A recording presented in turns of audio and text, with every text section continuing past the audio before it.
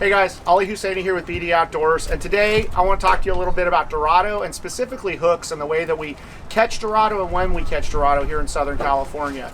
So here in Southern California, I think a lot of people know us for our tuna, of course. We got some great tuna fishing, but our Dorado fishery is really good at times.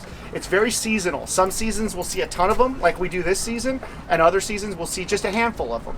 But you're always going to want to be prepared, especially in like those July and August months. That's when the fish really first show up. I'm a huge proponent of circle hooks. I like to use circle hooks for everything. In this case, when you're talking about Dorado, I like a J hook, and that's for one reason.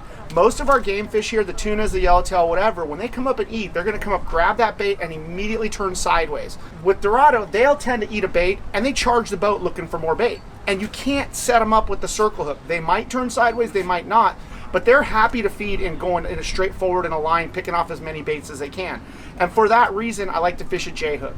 When I feel that bite, I'm gonna go ahead and put that reel in gear, I'm gonna wind it tight, and then I'm gonna lift my rod. And this goes for any kind of fishing with a J or a circle. Put that reel in gear, point it at the fish, wind it tight, lift your rod up. All that swinging stuff does is causes bad hook sets, pulled hooks, and a bunch of other stuff you don't want to happen with the fish of a lifetime. This is sort of our go-to all day, every day rod and reel setup. This is a Penn Fathom 25 narrow. Great casting reel, great free spool, star drag. You can use a lever if you like. And it's paired up with a Penn rod that's rated, it's 8-foot rod. It's rated from 40 to 60 pounds.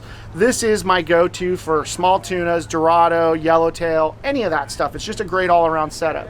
In terms of line, I'm using 80-pound thread lock on this reel. Now, 80 pounds sounds really heavy for a reel that you're going to cast with, especially a smaller reel like this. The reason I do is the 80-pound really casts smooth. It lays down flat and it casts better, in my opinion, than even 65. And I've still got plenty of capacity because it's braid.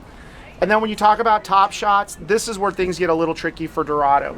I always fish a 5 or 6 foot top shot attached to my braid. This is going to be Seaguar fluorocarbon. I really like the gold label. I really like the Premier. Now, Dorado, as voracious as they can be just as picky. So this is where line size starts to make a difference. My general leader that I'll have tied on this will be like 30 pound, maybe 40 if I know there's some bigger fish around. That's the first thing I'm going to throw at a Dorado. If he doesn't eat that, doesn't respond, I can see him swimming around the boat, but I can't get a bite, I start stepping down. So if I'm fishing 40, I'm probably going to go to 30. And then from 30, I'll probably have a 20-pound setup. I don't like to fish below 20 pounds because I feel like you get bit off a lot, but sometimes you got to go to 15 to get a bite. They can be as finicky as any fish. Generally, it's not an issue, and if you can catch them on the heavier line, absolutely. But if you do need to step it down a little bit, sometimes you got to get tricky. Go down to 20, go down to 15. The same applies with the hooks. I typically will match the hook to the size of the bait. And a hook like this here, this is a live bait 1.0. This is a great all-around size for what we do, but you can even go smaller if need be.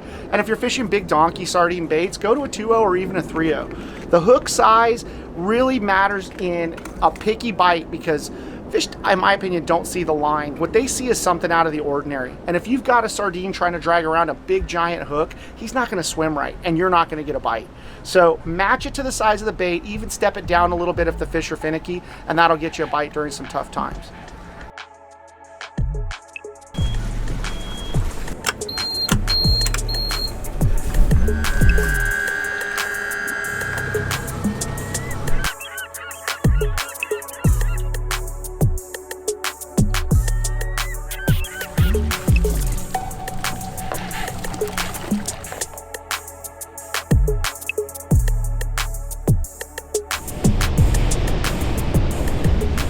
All right guys, so we're out here about 15 miles off the coast of San Diego. This is typically where we find our big concentrations of Dorado. We got the cold green water on the beach that kind of butts up against the warm water offshore that's really nice and blue.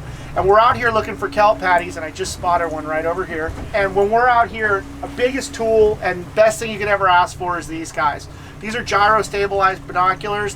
What these allow me to do is they stabilize the image, and I can go up top and I can glass around 360 and I can see what's going on around me. Normally at deck level, you can see about a half a mile in either direction. With these things up on top of the roof, I can spot dolphin at 4 miles. I can see birds at a couple of miles. It just widens the range of what I can find.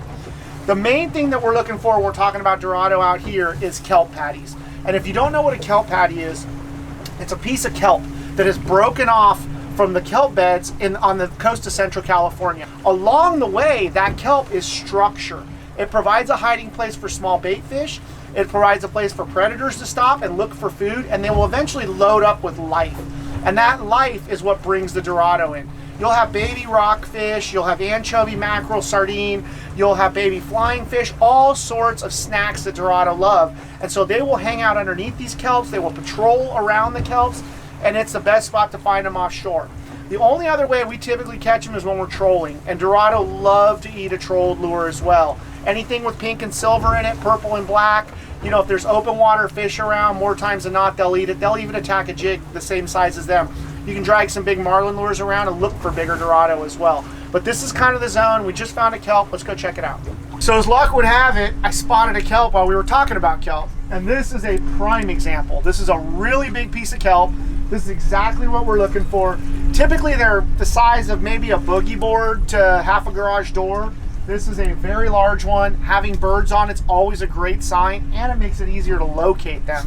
One thing that I do want to point out is if there's another boat fishing a kelp like this, hang out on the perimeter, ask for permission on the radio. Don't just come storming in. These guys are working hard. They're burning a bunch of fuel, and it's really not fair to come in and take their kelp or try to take their kelp or mess up their fishing. But we found this. We got the right temperature of water. We're 71.6 degrees. We got some nice blue water. There's a very good chance that our target species is going to be on this kelp. For any fish, Dorado included, I'm going to net a few, and I'm really selective even which ones I net. But see the light colored backs on these guys? That tells you he is a happy, healthy bait. And we're about to ruin his afternoon. So this is your typical Southern California sardine that you're going to get from the bait receiver. He's about 6 inches. I'm just going to take my hook. This matches up really well with the size of the bait. This is a 1.0 J hook. I'm going to pin him right across the nose, and then we just toss him right over the side, and hopefully Dorado's there to eat him.